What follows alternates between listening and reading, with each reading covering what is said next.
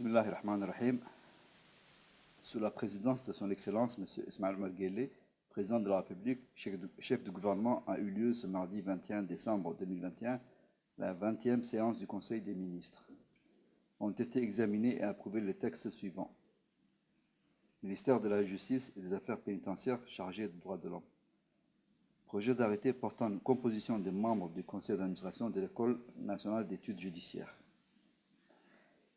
Le présent projet d'arrêté a pour objet la nomination des membres du conseil d'administration de l'École nationale d'études judiciaires, conformément aux dispositions de la loi n° 80, 8e législature, qui porte création de l'École nationale d'études judiciaires. La nomination des membres du conseil d'administration vient compléter le cadre juridique de l'ENEJ pour lui assurer une bonne gouvernance administrative. Ministère de la Défense chargé des relations avec le Parlement. Projet d'arrêté portant approbation du budget prévisionnel 2022 de la Caisse militaire de retraite. Le budget prévisionnel de la Caisse militaire de retraite pour l'exercice 2022 est arrêté à 2,5 milliards de francs djibouti. On observe une augmentation globale de 9,3% du budget 2022 par rapport au budget précédent. Cette progression s'explique essentiellement par le départ à la retraite et l'octroi de pensions d'invalidité pour les militaires blessés ou mutilés. Ministère de l'Enseignement supérieur et de la Recherche. Projet d'arrêté approuvant et rendant exécutoire le budget prévisionnel 2022 de l'Institut supérieur des sciences de la santé. Ce budget prévisionnel 2022 de l'Institut supérieur des sciences de la santé est arrêté en charge et en produit à 282 millions de francs djibouti. Ce budget se justifie par le besoin d'améliorer et de moderniser l'enseignement paramédical, qui est l'un des meilleurs investissements qu'un État puisse faire pour garantir la santé et la prospérité de ses citoyens. Ce projet de budget nécessite de repenser et de réorganiser les activités de l'enseignement en mettant l'accent sur le numérique pour proposer, en plus du présentiel, des services en ligne afin de ne pas subir de retard dans la formation. Ce budget 2022 permettra à l'Institut d'atteindre les objectifs, à savoir moderniser l'enseignement par l'intégration du support numérique, imagerie de nouvelles formations afin de répondre à la demande, sonorisation de l'amphithéâtre, et de continuer également de mettre l'accent sur les études doctorales pour les enseignants permanents et développer les projets de recherche. L'adoption de ce projet permettra à cette structure de répondre aux besoins de développement du système national de santé et de former des personnels paramédicaux qualifiés. Ministère de la Communication chargé des postes et des télécommunications. Projet d'arrêté portant adoption du budget prévisionnel de l'exercice 2022 de la Poste de Djibouti. La Poste de Djibouti a un budget prévisionnel pour l'exercice 2022 qui est arrêté à 656 millions de francs djibouti. Au cours de l'année 2022, la Poste compte ouvrir le premier centre pilote de documents numériques et de déconcentration des documents administratifs à l'agence d'Anguela. En perspective pour l'exercice 2022, la Poste de Djibouti, garante du service universel de la Poste, poursuivra ses missions traditionnelles tout en innovant son modèle multitâche pour devenir la première entreprise publique des services de proximité. Secrétariat d'État chargé des investissements et du développement du secteur privé. Projet d'arrêté portant approbation et rendant exécutoire le budget prévisionnel 2022 de l'Agence nationale pour la promotion des investissements.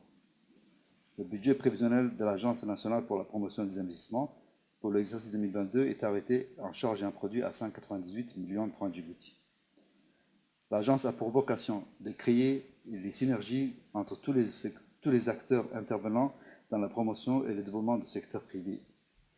Au cours de ces dernières années, l'agence a enregistré des résultats probants dans l'exécution de ses missions institutionnelles. Elle a initié avec les ministères partenaires un vaste programme de réforme de l'environnement des affaires qui a valu à notre pays de figurer parmi les économies les plus performantes du monde. En 2022, l'agence poursuit les objectifs assignés en vue de mener une stratégie de promotion et de développement des investissements proactifs et de créer également un environnement propice qui va permettre à l'Agence nationale de promotion des investissements de produire des recettes qui constitueront de nouvelles ressources de financement. En fin de séance, le ministère des Affaires étrangères et de la coopération internationale, porte-parole du gouvernement, a fait une communication sur la participation du chef de l'État, son Excellence M. Ismail Maguele, au 3e sommet de partenariat Turquie-Afrique qui a eu lieu en Turquie, Istanbul, du 18 au 19 décembre 2021. Au cours de cette visite, le chef de l'État a eu un entretien avec le président de la République turque, son Excellence Recep Tayyip Erdogan. Lors de cet entretien, il a été question du renforcement de la coopération bilatérale, notamment la formation dans les universités turques, un projet d'aquaculture et le projet de construction d'hôpital pédiatrique. Ce 3e sommet, qui avait pour thème « Partenariat renforcé pour un développement et une prospérité mutuelle », a ouvert une nouvelle ère de coopération pour un partenariat gagnant-gagnant entre la Turquie et les pays africains. En marge des travaux du sommet, le ministre de l'Agriculture a eu un entretien avec son homologue turc. Les discussions ont porté sur la réception définitive du barrage de l'Amitié. Les travaux du barrage de l'Amitié étant achevés, son inauguration officielle aura lieu incessamment sous peu, en présence du ministre turc de l'Agriculture. Par ailleurs, les deux ministres ont convenu de mettre en valeur des zones agricoles pour booster la production agricole de notre pays et de mettre en œuvre un projet pilote de développement de l'aquaculture sur le littoral djiboutien.